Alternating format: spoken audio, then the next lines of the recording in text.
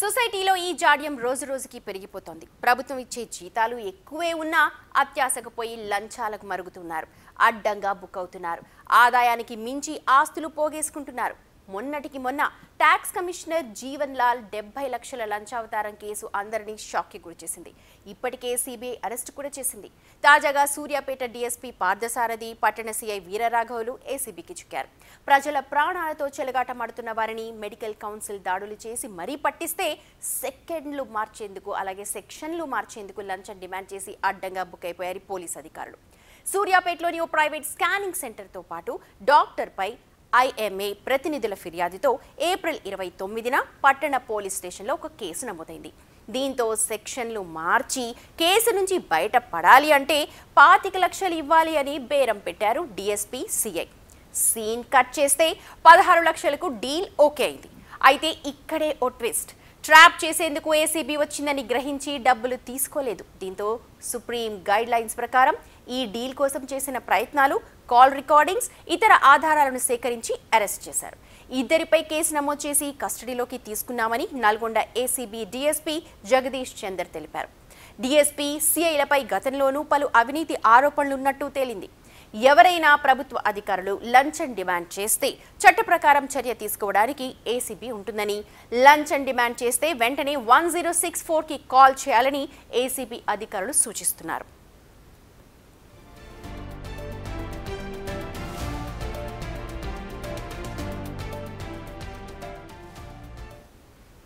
అయితే ఇక్కడ లంచం తీసుకుంటూ ఏసీబీకి పట్టుబడ్డ సూర్యాపేట డీఎస్పీ పార్థసారథి ఇంట్లో అధికారులు సోదాలు చేశారు. హయత్ నగర్లో ఆయన నివాసంతో పాటు మరికొన్ని చోట్ల సోదాలు చేసిన ఏసీబీకి ఆయన ఇంట్లో ఇల్లీగల్గా ఉన్న 100 బుల్లెట్లను గుర్తించారు. దీంతో హయత్ నగర్ పోలీసులు ఇప్పుడు ఏసీబీ అధికారులకు ఫిర్యాదు చేశారు. డీఎస్పీ పార్థసారథిపై హయత్ నగర్ పోలీసులు కేసు నమోదు చేసి దర్యాప్తు చేస్తున్నారు. అదే సమయంలో పార్థసారథి ఇంట్లో భారీగా ఆస్తులకు సంబంధించిన డాక్యుమెంట్స్ని కూడా ఏసీబీ ఐడెంటిఫై చేసింది.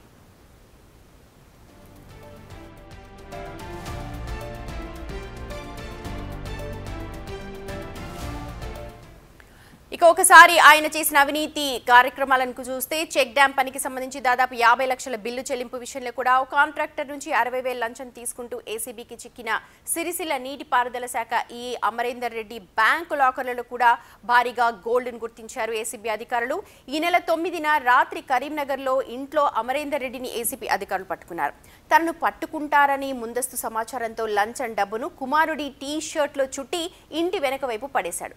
అయితే ఇంట్లో ఉన్న సీసీ ఫుటేజ్ ఆధారంగా డబ్బులు పడేస్తున్న విషయాన్ని గుర్తించి అతన్ని అదుపులోకి తీసుకున్నారు. ఇక విచారణలో భాగంగా మొదటి రోజు 25 తులాల బంగారు ఆభరణాలను స్వాధీనం చేసుకోగా సోమవారం 2 లాకర్లను తెరిచి చూస్తే మరో 75 తులాల బంగారు ఆభరణాలు ఉన్నట్టు గుర్తించారు.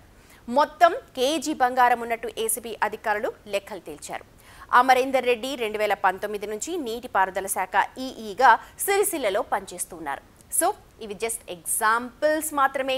ఫిర్యాదులు పెరిగితే చాలా మంది పట్టుబడే అవకాశాలు ఉన్నాయి.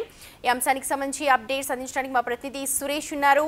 సురేష్, వీళ్ళందరూ కూడా తిమింగళాలు అనుకోవడానికి కూడా లేదు. ఎందుకంటే 60 లక్షలు 70 లక్షలు కానీ చాలా పెద్ద మంది ఉన్నారు. ఫిర్యాదు చేయాలంటే ఒక నెంబర్ అయితే చెప్పారు. ఎంత ఫాస్ట్గా స్పందించే అవకాశం ఉంది? ఎంత పేరుకుపోయి ఉన్నాయి కేసులు?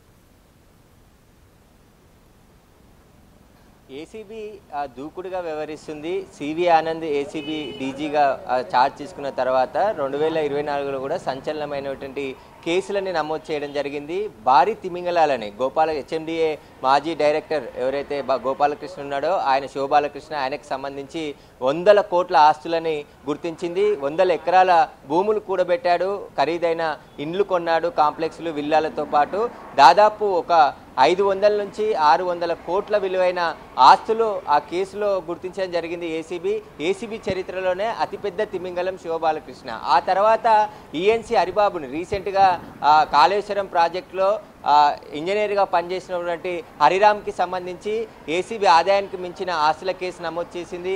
ఆయన కూడా దాదాపు 300 కోట్ల విలువైన ఆస్తులను కూడబెట్టినట్టు ఏసీబీ అధికారులు పక్కా సమాచారంతో ఆయన ఇంటితో పాటు మొత్తం 14 చోట్ల సోదాలు నిర్వహించి భారీగా ఆస్తులు గుర్తించడం జరిగింది. ఒక BMW కారుతో పాటు అనేక కమర్షియల్ కాంప్లెక్స్, 2 విల్లాలు, 2 శ్రీనగర్ కాలనీలో ఇండిపెండెంట్ హౌసెస్, ఓపెన్ ప్లాట్లు, వ్యవసాయ భూములు, ఇలా 300 కోట్ల రూపాయల రూపాయల ఆస్తులను హరిరామ్ నివాసంలో గుర్తించడం జరిగింది. ఆయన బినామీలపైన ఎక్కువగా ఆస్తులు కొనుగోలు చేసినట్టు ఏసీబీ గుర్తించింది. ఇక అమరేందర్ రెడ్డి కూడా లంచం తీసుకుంటూ దొరికాడు. తర్వాత ఆయన ఇంట్లో సోదాలు చేసిన క్రమంలో 100 తులాలు అంటే దాదాపు కేజీ బంగారం, కోటి విలువైన బంగారం ఆయన ఇంట్లో స్వాధీనం చేసుకోవడం జరిగింది. ఇక ఆయన అక్రమాస్తులకు సంబంధించి ఏసీబీ దర్యాప్తు చేస్తుంది. నిన్న పార్థసారథి డిఎస్పీ, సూర్యాపేట డిఎస్పీతో పాటు ఆ టౌన్ సిఐని కూడా ఏసీబీ అధికారులు అరెస్ట్ చేసి రిమాండ్కి తరలించడం జరిగింది.